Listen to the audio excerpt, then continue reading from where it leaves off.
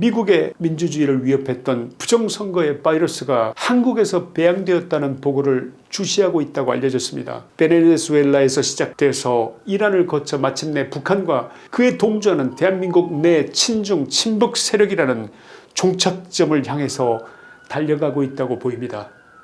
그렇다면 트럼프 대통령은 이재명을 시급하게 뚫어내야 할 목표로 삼고 있을 가능성이 높다고 보이는데, 이것은 단지 저만의 추측은 아닐 수 있는 나름의 놀라운 이유가 있는데 혹시 여러분 들어보시겠습니까?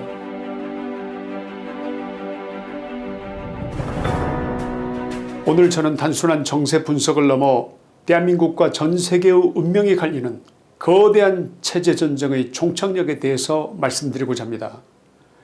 도널드 트럼프 대통령이 지금 벌이고 있는 일은 한마디로 하면 글로벌 리셋입니다. 지금 세계는 이 소용돌이 속에 휘말려 있습니다. 지난 1월 3일 베네수엘라의 독재자 마두로가 전격 체포된 사건은 단지 그 시작일 뿐입니다. 이제 그 불길은 중동의 이란을 거쳐서 마침내 한반도의 내부 배신자들을 향해 번지고 있습니다. 방송에 앞서서 여러분께 부탁드립니다. 지금 대한민국은 위기라는 말로는 다 담아낼 수 없는 심층적 어려움에 처해 있습니다. 세계가 어떤 방향으로 움직이는지 전체의 그림을 알아야 대한민국의 현재 상황도 정확하게 이해할 수 있다고 생각합니다. 이 영상이 아직 잠들어 있는 국민을 깨우는 도구가 되도록 좋아요를 눌러주시고 여러분의 소중한 의견을 댓글로 남겨주십시오. 아직 구독하지 않으셨다면 이번 기회에 구독해 주시길 부탁드립니다. 좋은 방송으로 보답하겠습니다. 트럼프 대통령의 2기 행정부가 가장 먼저 조준한 것은 악의 배후 중국의 숨통입니다. 2025년 한 해 동안 벌어진 미중 경제전쟁의 데이터, 트럼프가 밀어붙이는 전략들은 전율 그 자체입니다. 첫째, 상상을 초월하는 관세 폭탄이 중국의 목을 조였습니다. 둘째, 치밀한 에너지 질식 전략입니다. 트럼프는 중국이 가장 의존하는 중동의 이란과 남미 베네수엘라의 석유 줄기를 물리적으로 차단하는 작전을 병행하면서 중국의 심장 박동을 멈추게 하고 있습니다. 셋째, 2026년 완성되는 최후의 포위망입니다. 중국에게 무조건 항복이냐 정권 파멸이냐를 선택하게 만드는 일종의 단두대가 될 전망입니다. 자, 여기서 우리는 질문을 해야 합니다. 왜 트럼프는 중국을 치면서 동시에 베네수엘라와 이란을 압박하는가? 사실 북한, 이란, 베네수엘라는 독립된 국가가 아니라 중국이라는 거대한 몸통에 달린 세계의 팔이기 때문입니다. 중국은 이 프록시 대리인 국가들을 앞세워 미국을 위협하고 지하 자금을 세탁하며 전 세계의 질서를 어지럽혀 왔습니다. 이들은 지하 자금 세탁과 에너지 공급이라는 거대한 혈관으로 서로 연결되어 있습니다. 첫째, 가상화폐를 통한 자금 세탁의 혈로입니다. 마두로 정권은 미국의 제재를 피하기 위해서 무려 169억 달러, 하나로는 약 24조 원 규모의 가상화폐 세탁을 자행해왔습니다. 이 자금의 세탁 창구가 바로 북한의 해킹 부대였다는 것이 드러났으며, 세탁된 돈은 다시 이란의 테러 자금으로 흘러들어갔다는 점을 미국 FBI, CIA는 밝혀냈습니다. 둘째, 중국의 심장 박동을 유지하는 이란산 에너지의 생명줄입니다. 트럼프가 이란을 제거하려는 표면적인 이유는 이란 국민들의 목숨을 구하기 위한 인도주의적인 것이긴 하지만 그 이면에 가장 결정적인 이유가 또 있습니다. 이란이 중국의 전략적 주유소 역할을 하고 있다는 바로 그 점 때문입니다. 중국은 미국의 제재를 비웃듯 매달 5천만 톤 이상의 이란산 원유를 그림자 선단을 통해서 싹쓸이하며 저렴하게 에너지를 보충해왔습니다. 이 줄기를 끊는 것은 곧 중국 제조업의 엔진을 멈추게 하는 핵심 전략일 것입니다. 셋째, 석유와 무기를 얽힌 악마의 거래입니다. 베네수엘라와 이란의 석유 대금이 가상화폐로 세탁된 뒤 이것이 다시 이란의 미사일 부품과 북한의 핵기술로 치환되는 커넥션이 트럼프의 정보망에 포착됐습니다. 넷째, 지하 통로의 물리적 파괴입니다. 지난 1월 3일 마두로가 체포되면서 중국이 애지중지하던 이 남미, 중동, 동북아 자금 세탁 및 에너지 사슬의 핵심 축 하나가 완전히 부러져 도태됐습니다. 이제 이란과 북한은 그야말로 마른 하늘의 날벼락을 맞은 격이 됐습니다.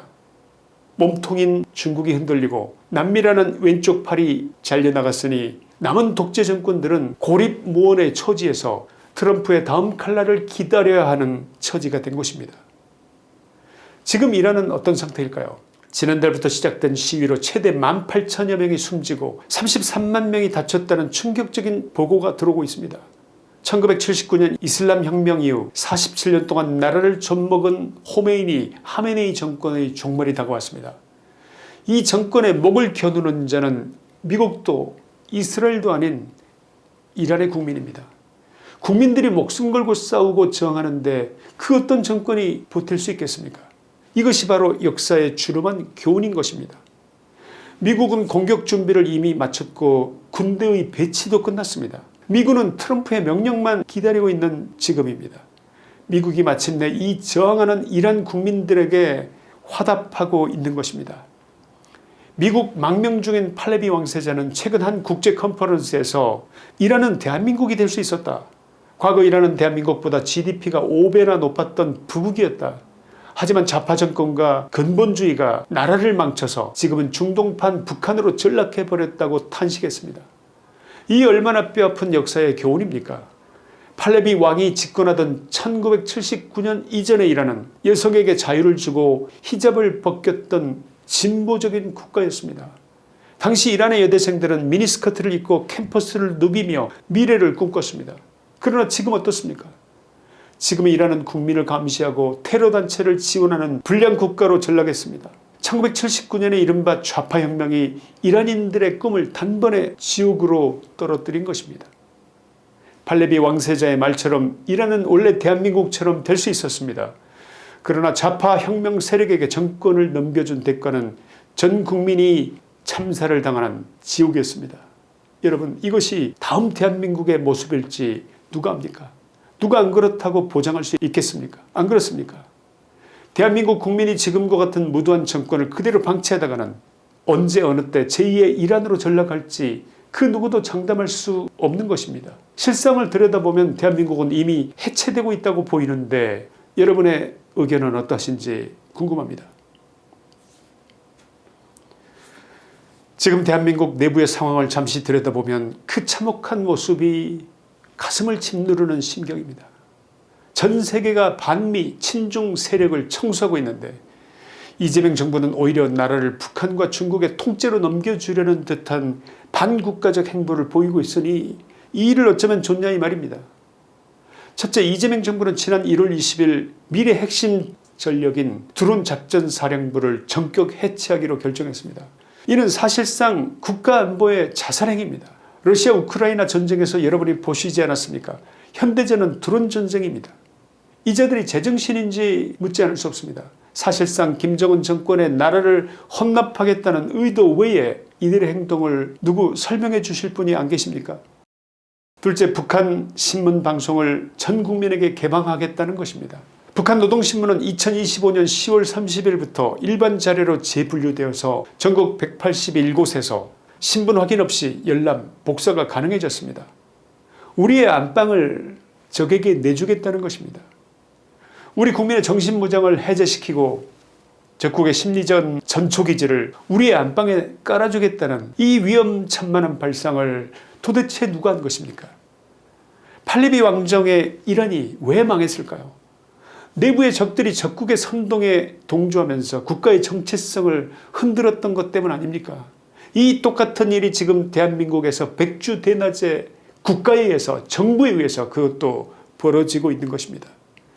셋째, 서해 주권을 중국에 헌납한 굴욕적인 4대 외교를 저지르고 있습니다. 시진핑 정권의 서해를 내어주다시피 하며 중간을 그어서 당신들 마음대로 써라는 식의 태도, 이는 한미동맹을 배신하고 중국과 동맹을 맺겠다는 것에 다름 아니게 보이지 않겠습니까? 이거야말로 트럼프의 인도태평양 전략에 정면으로 도전하는 행위가 아니겠냐 이 말입니다. 넷째, 하나의 중국 원칙을 지지한다고 했습니다.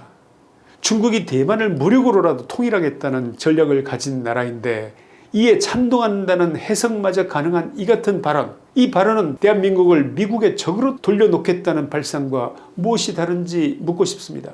미중 대립의 최전선에서 혈맹인 미국을 버리고 주적인 중국의 편에 서겠다는 이 위험한 도박은 트럼프 대통령으로 하여금 대한민국을 베네수엘라, 이란, 북한과 같은 중국의 팔다리이자 제거해야 할 중국의 조력자로 규정하게 만들었다. 저는 그렇게 해석할 수밖에 없습니다. 여러분, 우리는 지금 현대사의 가장 큰 변곡점을 목도하고 있습니다. 미 공화당의 중진 린지 그레이엄 상원의원은 최근 이란 사태를 보면서 이렇게 일갈했습니다. 이번 이란 사태가 베를린 장벽 붕괴 이후 현대사의 가장 중요한 순간이라는 것을 이해하지 못한다면 당신은 많은 것을 놓치고 있는 것이다. 이 발언은 1989년 공산주의의 종말의 시작이 베를린이었다면 2026년 트럼프가 주도하는 이 상황은 전세계 친중 반미 연합전선을 뿌리째 뽑아버리는 대청소의 완성을 의미하기 때문입니다. 트럼프 대통령의 전략은 명확합니다. 적의 팔다리를 자르고 중국이라는 심장을 고립시킨 뒤 마침내 그들과 결탁한 내부의 조력자들까지 일거에 쓸어버리려는 것입니다. 이 거대한 노림수는 베네수엘라에서 시작돼서 이란을 거쳐 마침내 북한과 그에 동조하는 대한민국 내 친중 친북 세력이라는 종착점을 향해서 달려가고 있다고 보입니다. 그렇다면 트럼프 대통령은 이재명을 시급하게 뚫어내야 할 목표로 삼고 있을 가능성이 높다고 보이는데, 이것은 단지 저만의 추측은 아닐 수 있는 나름의 놀라운 이유가 있는데 혹시 여러분 들어보시겠습니까? 첫째, 이재명 정권은 미국이 주도하는 자유주의 질서 내부 깊숙이 들어와 있는 반드시 척결해야 할 내부의 적이기 때문입니다. 트럼프의 눈에 비친 이재명은 미국의 혈맹인 척 가면을 쓰고 있지만 실제로는 중국과 북한이라는 적에게 뒷문을 열어주는 동맹의 배신자로 보고 있을 가능성이 높다고 판단됩니다.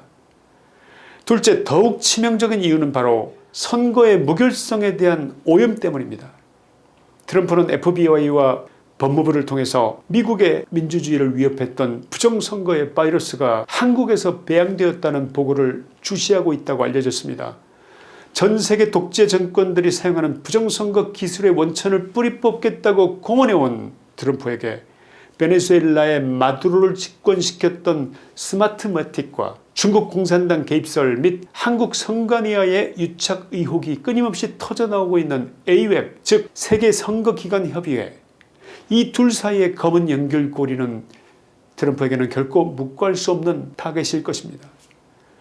이미 베네수엘라 마두로를 체포하며 확보한 방대한 데이터 속에는 한국의 선거 시스템과 관련된 치명적인 정보들이 포함되어 있을 가능성이 크다는 평가도 있습니다.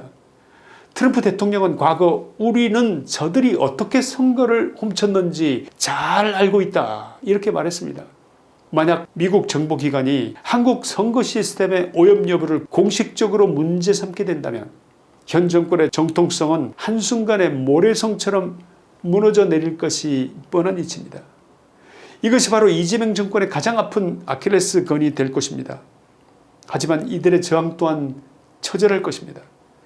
나라를 팔아서라도 권력을 지키려는 세력들이 마지막 발악을 할 때 우리 국민이 깨어 있어야 합니다.